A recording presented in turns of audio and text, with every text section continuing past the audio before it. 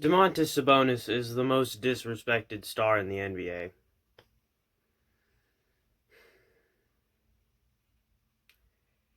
That was a flagrant. He got elbowed right in the jaw.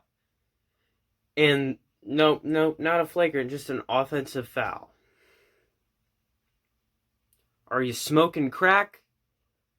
Because when he barely touches a guy with his shoulder and he flops his head back, they call that a tech.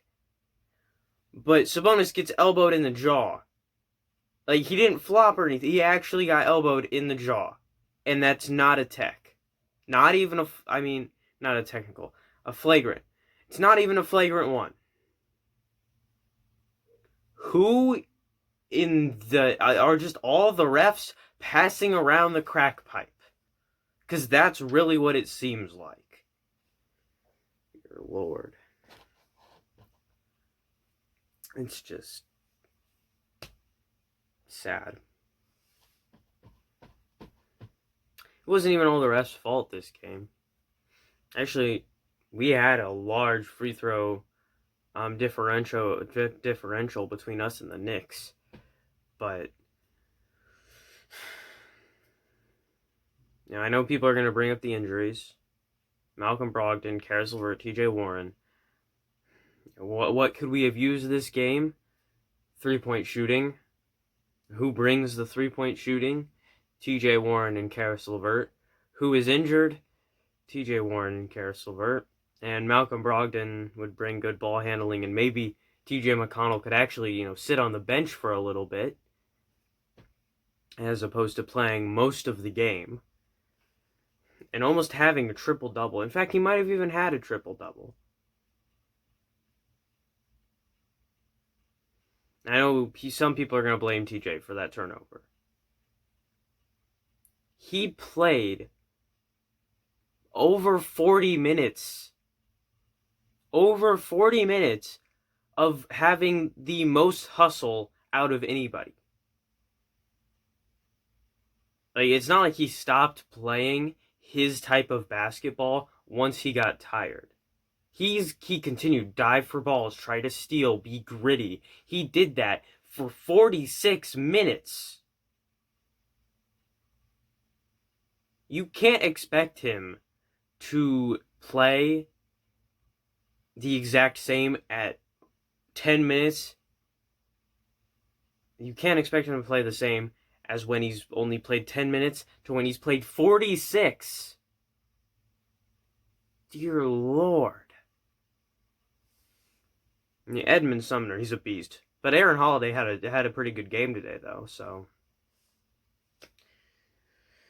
Miles Turner...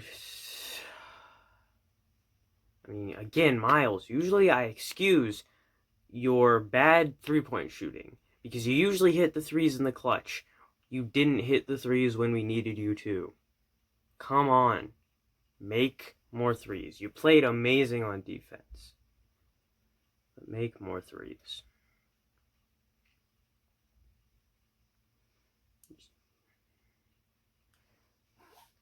And at least we did get a positive thing out of this game. And that positive thing being Angry Nate Bjorkgren. He stormed onto the court multiple times because of how bad the officiating has been for us over these past few games. He was just like, I'm fed up. I'm going to go out there and fight the ref. First, T.J. McConnell had to hold him back and be like, nope, Nate, don't fight. And then his fellow coaches had to hold him back from going at the ref. And then both him and Sabonis went at the ref at once one time when they didn't give Sabonis the call that he should have had. They stormed to the ref, both of them. At least we got that out of this.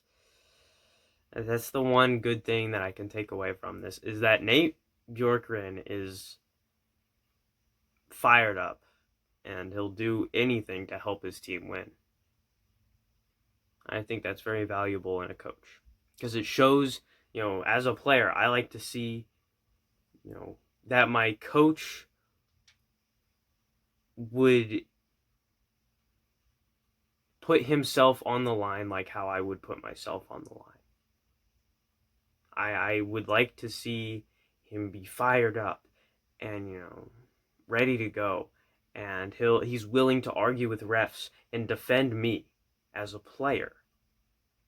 Like, that is the most valuable thing. And Nate has that. One of the reasons McMillan wasn't working for his players just tuned him out. They didn't respect him. He didn't really talk to refs that much. There's talking to refs too much. There's not talking to refs enough. And then there's that good little medium where it's, you're talking to refs enough to show your players that, hey, I care. I will defend you when I feel like a ref gets something wrong. That's that healthy middle.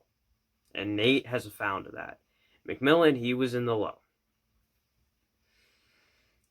But we still should have won this game. Taking out the refs, we should have made our threes.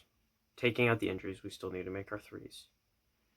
I know, it's hard to plan for depth when you miss your best three-point shooters and your best playmaker. And then in the third quarter, you lose Jeremy Lamb, who was hitting threes. That's tough. But it's just what we need to come to expect. I mean, I feel like the Pacers are really undercredited for their depth because we have managed to put a competitive team on the court night in and night out while missing most of our guys that are good at what we need. We managed to put a competitive team out there despite all of the injuries that we've faced. I mean, people act like we don't draft good or we don't have many undrafted free agents or whatever, but TJ McConnell, undrafted. He got picked up by the 76ers and we got him. Edmund Sumner fell in the draft because of injuries. We got him. Aaron Holiday, extremely underrated. We got him, and he's had a rocky start to the season, but he's starting to find his game. He's actually playing well.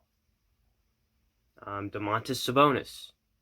OKC, they were like, we'll give you Domantas Sabonis. It's not like he's going to turn into anything in the Paul George trade. They just gave him to him. It's like, here you go. And we got him. Cassius Stanley, he looks like he could be an Edmund Sumner type player. Start off in the G League and then make your way up to the Pacers and get playing time.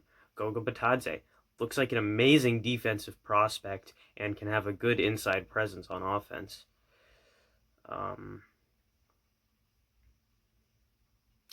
Anybody else?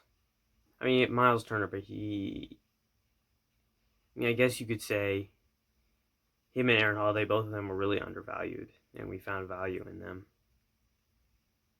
Miles Turner's best defensive player in the NBA. Yeah, the Pacers are good at finding value. I feel like they're really undercredited in that area. But we need to win games. Just win me one. We face the 76ers on Monday. It'd be a big confidence booster if we could beat the 76ers. And I think for us to beat the 76ers, I need to break out the Victor Oladipo jersey and wear it. It's been long enough. I'm gonna wear the Victor Oladipo jersey. See you guys next time. I'm not funny, and the only reason I'm gonna make it to next time is because the Tigers play their first spring training game tomorrow. I'm trying to watch that. Love on each other, as in, tell each other they love. I don't know, who the person is, so the fuck you doing? The fuck you doing?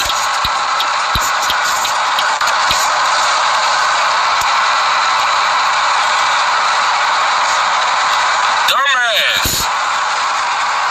My bad, y'all.